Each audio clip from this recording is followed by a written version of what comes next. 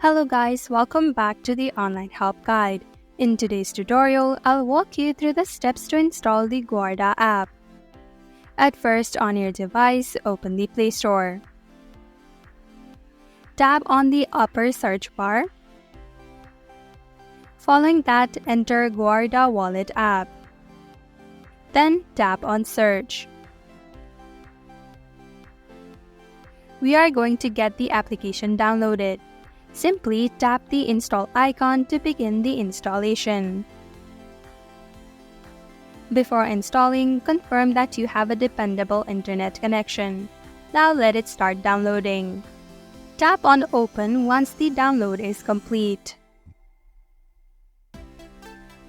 You may now sign up or log in to use the app by following the instructions.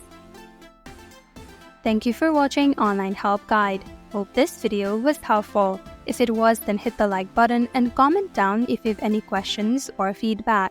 Also, if you're new to our channel, subscribe and hit the bell icon so that you don't miss our upcoming videos.